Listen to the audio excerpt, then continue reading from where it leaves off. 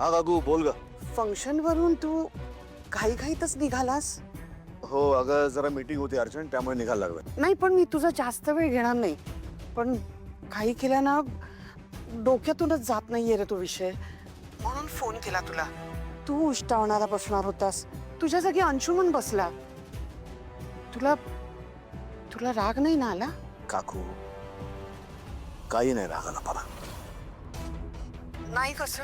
अरे तो मान तुझा होता, पण बराच वेळ तू आला नाहीस, तू कुठे दिसलाही नाहीस ना मला. आणि शिवाय गुरुजी मग म्हणायला लागले की मुहूर्ताची वेळ टळत चाललीये, म्हणून मग मला अंशुमनला बसवावं लागलं. काकू अगं अर्पिता आणि अंशू ते दोघं आनंदात आहेत ना. ते दोघं आनंदात आहेत म्हणजे मी पण आनंदात आहे. आता डोक्यातनं काढून टाक विषय. खरं सांगू का, असं काही फंक्शन असलं ना की यांची, वहिनीची, भाऊजींची खूप आठवण येते. आपली स्वरा देखणी पोर होती बिचारी, तिचं शेवटचं दर्शन बघवत नव्हतं रे तिच्याकडे. कुठून तुझाच 18वा वाढदिवस होता आणि त्या दिवशी त्यांना इथे यायची बुद्धी झाली आणि तो ट्रक आडवा आला, सगळं संपून गेलं. काकू प्लीज आता हा विषय काढू नकोस. नाही तुलाच त्याचा त्रास होईल बाकी काही नाही. हो खूप त्रास होतो रे. कोणाशी बोलू? ही मुलं खूप लहान होती त्यावेळी, त्यांना काय कळणार?